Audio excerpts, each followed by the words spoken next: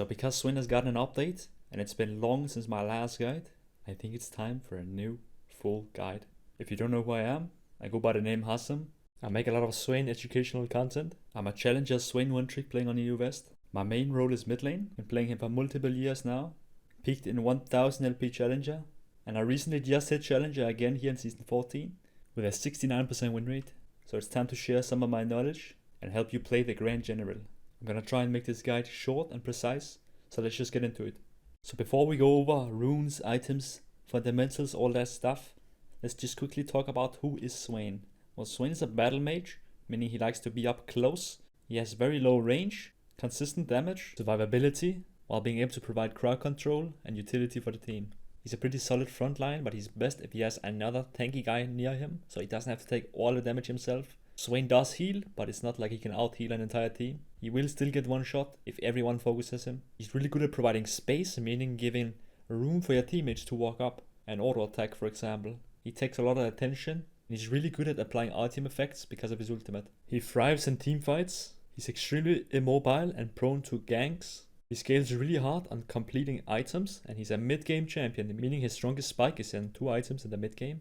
Not a late game champ like people think, just because he has an infinite scaling passive. He's an extremely versatile champ who can build extremely versatilely. Like there's so many items that work on him. The same goes for runes. He can go 5 different keystones if he wants to. That means he also has many different play styles how you can play him. I'll just go over how I play him and what works for me, what got me to challenger.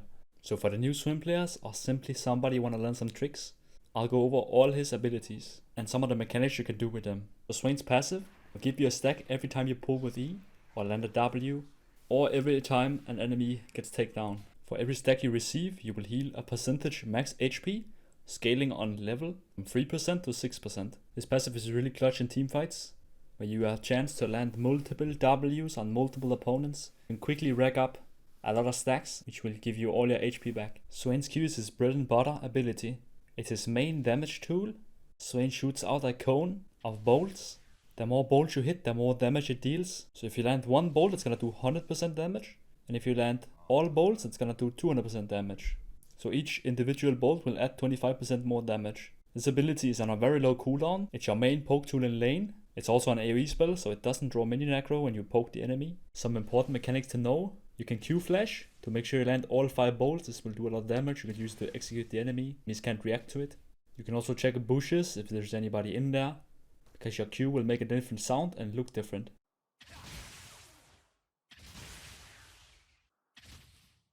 Your Q will still go off even if you die, so I call this the post-mortem Q. Moving on to W. This ability is very interesting and has a ton of different uses. Basically you summon an area where after 1.5 seconds it will explode and deal damage. You can also use it to scout the bushes. It has very long range, especially when it is maxed. It will also of course grant you a stack. This ability has insane amount of uses. You can also put it between you and an enemy to create space for yourself. Because it slows everyone, it's a great utility tool. You can also put it behind the enemy.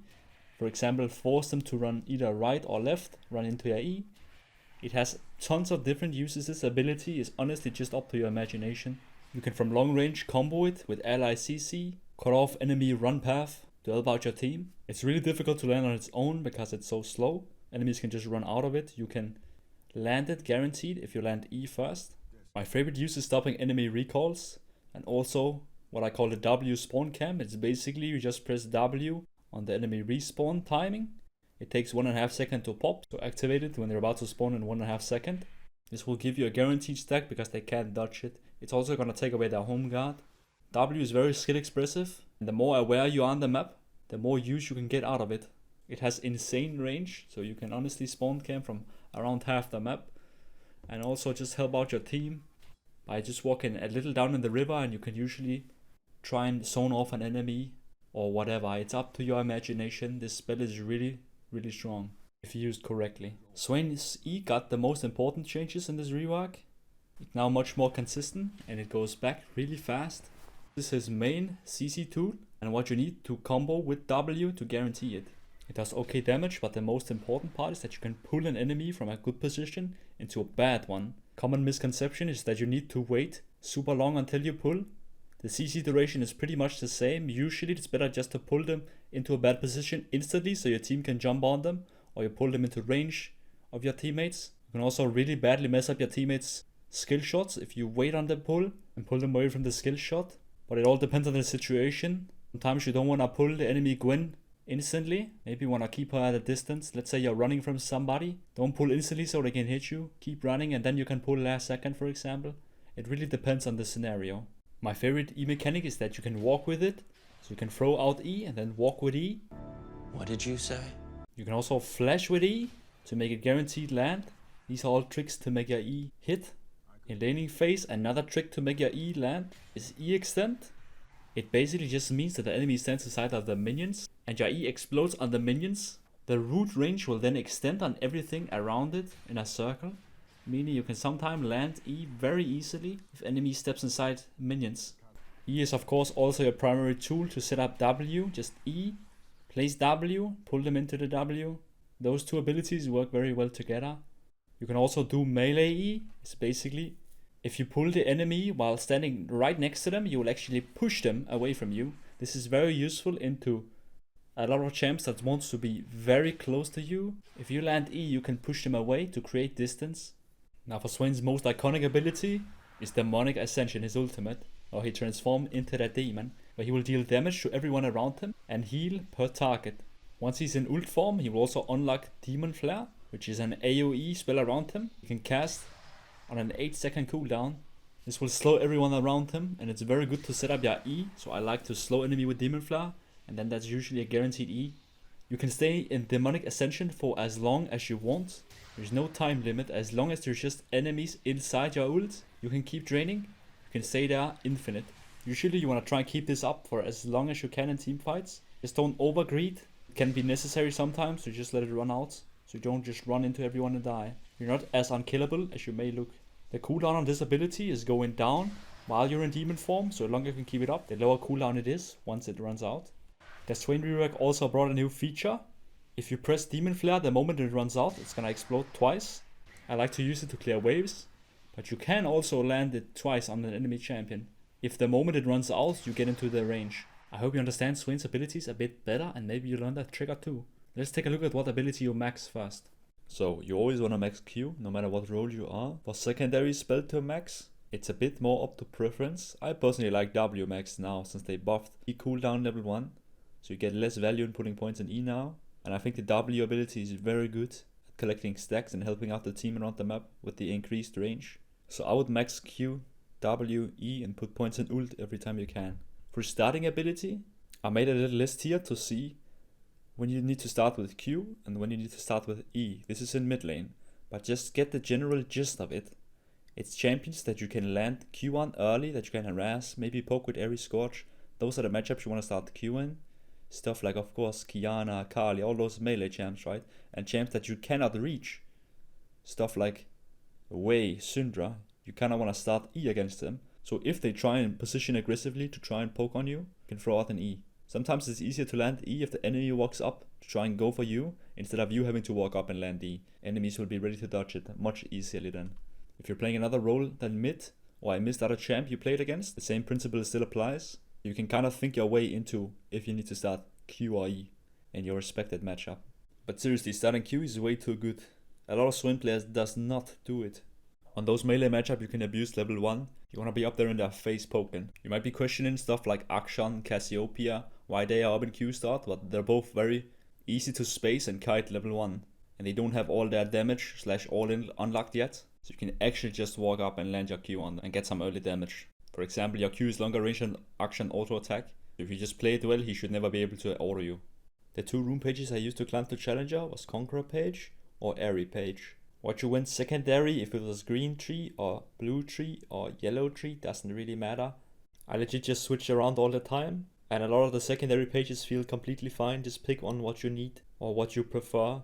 And if you don't know, you can legit just pick any of the pages I showed you. You just gotta understand when to take Airy, when to take Conqueror. Here's a list again, who to see. When do you take Airy? When do you take Conqueror in mid lane? And apply the same principles just like last time. It's champs that walk in your Q range that you want to have Airy against. And it's champs that you cannot reliably land Q on that you want to take Conqueror against. Conqueror feels nicer for the team fights and jungle fights, while Eri is a more lane dominant rune. If you're into a melee champ, let's say Kiana, you can get a huge advantage just by poking her off lane with multiple Q spams, and she's very low melee range. This can give you the edge in the lane and get you snowballing. It's not always as simple as just say people you can poke with Q take Eri, or people you can't take Conqueror. Sometimes it's also just enemy team comp. Like let's say you're up against a Kassadin mid, but they have a lot of other melee champs or other melee champs on enemy team. Then I would just go Conqueror and lean more towards the teamfight power. There are also some champs like a Kali and Yone that can be really hard to poke out because they have D-Shield second wind. So if you feel like you won't be able to get a significant advantage, you can also just go Conqueror. There are multiple more rune pages you could potentially go. Stuff like Comet, Phase Rush, maybe even Grasp. I'm not gonna go over those, I never played those. This is what I did to get to Challenger. For the shards, you can pick anything except movement speed and tenacity. I personally like to go attack speed or haste. Attack speed gives more pushing power, easier to last hit. Haste is just really nice on Swain. Row number 2 and 3, you can kinda go whatever. Scaling HP and AP are both fine. For the last row, I would take flat HP in bot lane, and I would take scaling HP in solo lanes. If you play bot lane Swain, I would always just take Conqueror. Fights are longer because there's 2 people, more health bars, and the Eri poke isn't as strong as it's spread out on 2 health bars. Plus they might have an enchanter with heal and shields. If you play support Swain, I would just take Electrocute page, but again, I'm not a specialist outside of mid lane. So if you're playing some rune page that just works really well for you, I'm not gonna try and stop you. He is so versatile and so much can work on him. So a lot of preference / playstyle also goes into it. Anyways, this was just the runes I used. Let's take a look at how I would build Swain. So there is no real stuck in standard Swain build, it all depends on enemy team comp, and since I can't see your enemy team comp, I can't just give you one build fixes all. So I'll have to give you some rule of thumb, so you can learn and understand how you're supposed to build him depending on the game. I'll also share some of my knowledge and what I think when I am in a situation in game and what I need to build. So the only item I've consistently built is first item, and I always go Blackfire. It is simply the best mana item for Swain. Better than Malignance, better than Rod of Ages. The flat burn helps clear waves, it's good for poke. It has really high 20 haste on the item as well. And the bonus AP is also great. This item you want to build first every single game.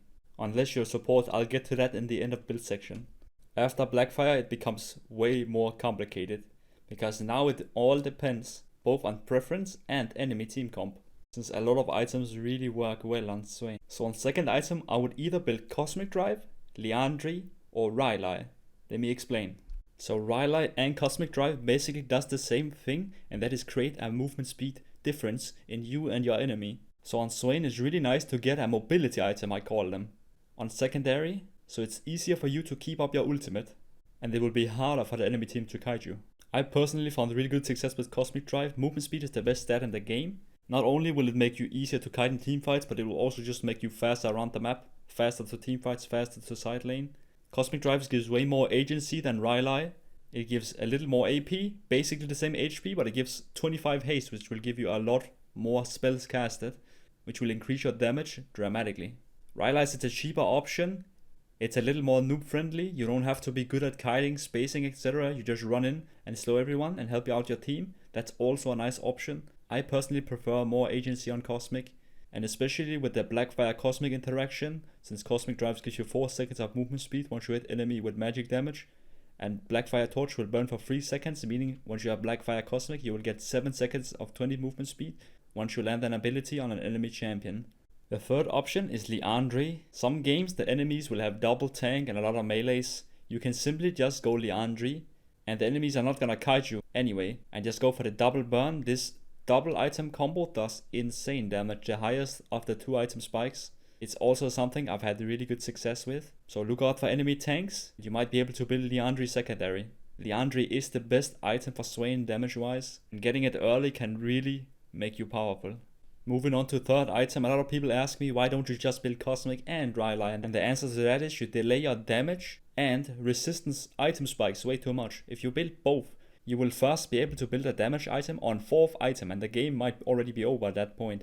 Also, getting resistance on 4th is very late in the game. You don't get any real resistances from Cosmic or Rylai, it's just HP. You need real armor, real magic resist to make full value of the health.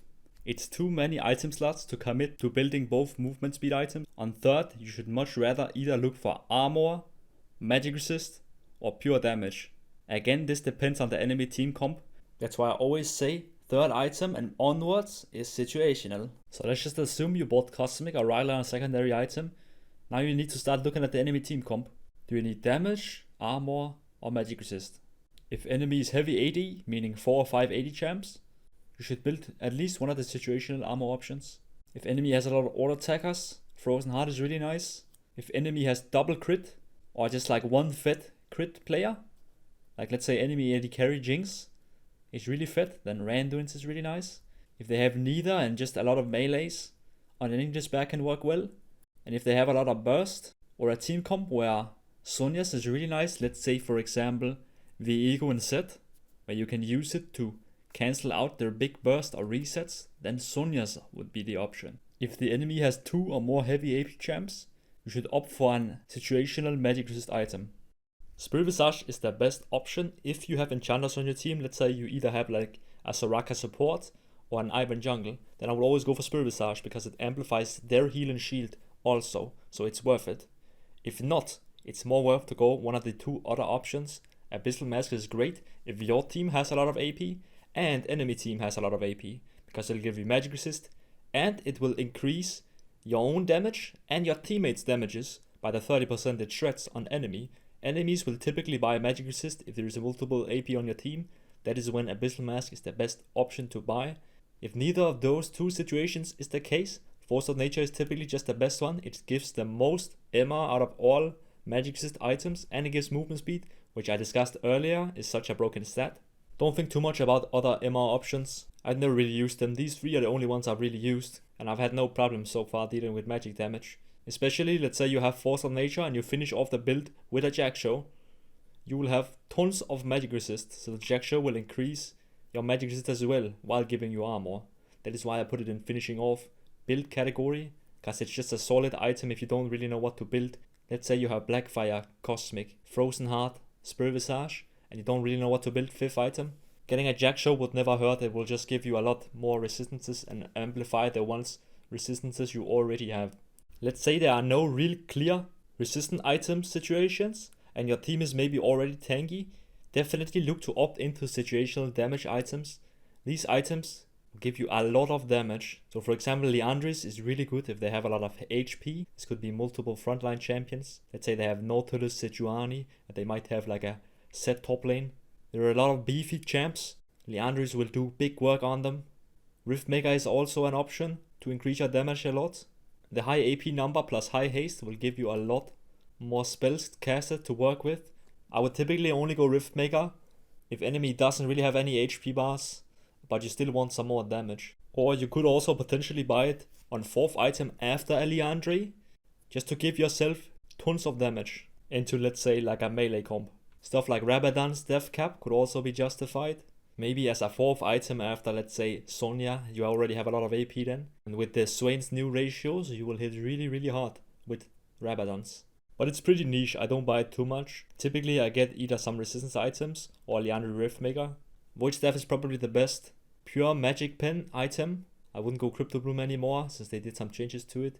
Rather get that 40% and 90 AP, it's really strong now. And if they have anti-heal, you might also look to buy Morello Nomicon. Swain is one of the best Morello users. I typically just buy Oblivion Orb and sit on it, and you can upgrade it to Morello Nomicon on 5th item. He's really good with anti-heal, especially Oblivion Orb because it procs on his ultimate, so everyone in his ult range just get automatically anti-healed. But as you can see, there's no really stuck standard Swain build, that's why it's so difficult. It takes a lot of practice as well also to understand. Try and use this graph to brainstorm a little builds in game. You can also look at my match history and also just like look what I'm building in my videos and try and understand why I'm building it. It's also super hard to explain because it really depends on the enemy team comp. I wish I could all just give you a stock and standard build. Again, if you don't really know what to build, you can never go wrong by just building damage items. Stuff like Liandry, Riftmaker, Sonya. If you just build those on item slot 3, 4th and 5th, you can never go fully wrong. But yeah, I know it's difficult. Try your best to use the knowledge I just gave you. For support item and support build, you can either choose Zack or Solstice Slave. Zack is generally the weakest support item right now. I'll always pick Solstice Slave, especially because the build I will go on support is Rylai's Rush fast to Solstice Slave. They have good synergy because Solstice Slave procs every time you slow or immobilize an enemy. And generally on support you want cheap items, that's why we're not going Cosmic Drive. Rather have the team utility. That's why I also, after Rylai's Rush, go for situational armor magic resist items. Same things apply, just like in last section. All these armor options or magic resist items are relatively cheap. If you really need damage, you can buy a Liandry, but that's the only damage item I would buy. So quickly, to sum it up, if you forgot, if they have 4 or 5 AD champs, typically go for a situational armor item. If they have 2 or more heavy AP champs, and by heavy I mean we have an AP mid laner and an AP jungle, not just an AP mid laner and like a Lulu support for example. Let's say a way mid and a leash jungle. You should opt for a magic resist item then, before armor item. Magic resist is generally better than armor. That's why they don't need more than 2 champs that does AP damage, and it's very valuable then to buy magic resist already. Let me give you 2 examples of an enemy team comp and what I would build. So first, let's say I'm playing Swain mid against this enemy team comp. I would build Blackfire Cosmic, and then because they have double heavy AP, since my team doesn't have AP or any kind of enchanter, I would simply just go Force of Nature here, and on 4th I could go Sunya because Rengar, Kiana, get a little armor against those 2, and the stasis is really nice. On 5th item, I could either just go a Liandry or a Jackshaw, depending on whatever I kind of feel like I need for the game. More tankiness or simply some more damage. Let's take a look at a secondary scenario. Here I'm playing Swain support against this team. So first, of course, I would rush Rylai's, and then second item, I would go for Frozen Heart. They have 4 AD champs and a lot of them auto attacks me. They only have a single AP champ, which is Ryze. On third item, I would just get another armor item like Sunya. This will also give me damage, but it's really good against the Viego and will engage. Fourth, I could simply opt for Liandry, because they have okay high health bars on Jax, Rill, Ryze builds health as well. And on 5th, I could either go an MR item against Ryze, or I could go Jackshaw, which would also give me MR, but even more armor as well. I could keep giving examples, but I hope you get the gist of it. Again, at the end of the day, as long as you're just building some of the items I've showcased, you can't go fully wrong, you'll be fine. If you're just playing well, you'll still climb with a suboptimal build. But I hope this gave you an insight into how I decide on what to build. Now for boots, there's 4 options to pick from. The 2 standard boots are Swiftness boots or Sorc shoes. I think typically Swiftness boots are just simply better than Sorcs. They're cheaper, 60 movement speed, slow resistance. Sorcs was also just nerfs, they only give 12 magic pen and they're even 100 more gold expensive. But if you just like more raw damage, Sorc shoes will still do you fine. Go ahead and buy them. I personally default to Swiftness boots right now, and I put Mercs and play steel caps in S tier counter, meaning into the right team comps, these are the best boots in the game. So this would be a team comp where Mercs are giga broken into. You don't buy Mercs for magic resist, you buy it for the tenacity. So look out for enemies CC if you want to try and look into buying Mercs. And this is a comp where plated steel caps are super broken into.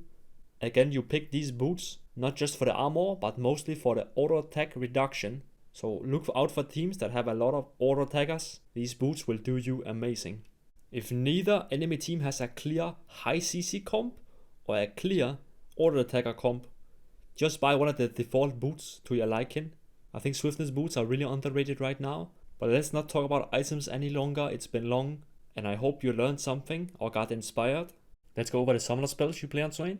So for top Swain, I'll play Teleport Flash. Teleport is very mandatory on top lane. For mid lane Swain, I would either play Flash Teleport or Flash Ghost. This is very much preference. If you need the TP and like to side lane a lot, Teleport. If you just like to team fight, roam down to fights, go crazy in jungle fights, go Ghost.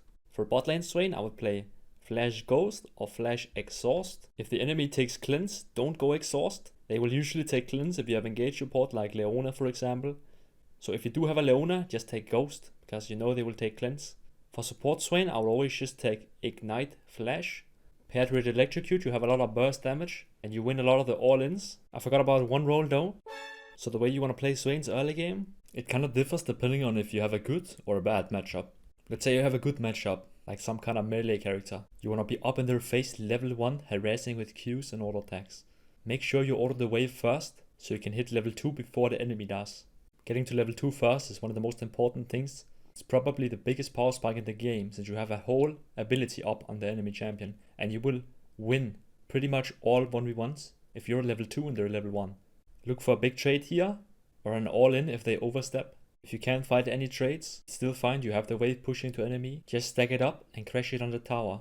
While your wave is dying to enemy tower, make sure you harass the enemy melee every single time they walk up for farm. And if you can't, put out vision if you haven't already.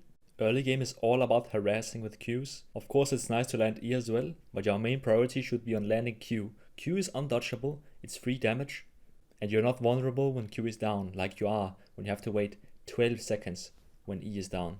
Against harder matchups like Wei and Syndra that you cannot reliably poke down, if you can't find any damage on them with E, just stay as healthy as possible, get as many minions as you can, and wait until an opportunity arises where you can run down in river and help out your team. Do your best to push in waves while not taking too much damage. You want to approach the harder matchups in a more team-oriented way, while the easier matchups you want to try and dominate and bully them out of lane with Q spam. Mid-game starts at around 14 minutes when either of the bot lane tower falls. Now it's your time to rotate, get in the side lane and push out waves. You want to have your bot lane go mid now, while you take care of all the mini waves in bot lane. The important part here is that you push the mini waves past neutral, meaning midways through the lane. This now creates a time for the enemy where they have to catch the wave so it doesn't die under their tower. And in this vacuum of time, after pushing the bot wave, you simply have to roam mid and look for a fight. Since enemy mid laner should be busy collecting the wave, you now have a man advantage. So try and find a fight in this vacuum. You can't find anything, simply go down back in bot again, and now it's your time to collect the wave the enemy mid lane pushed in. After pushing that wave, just go mid again and keep repeating this process until some kind of fight happens.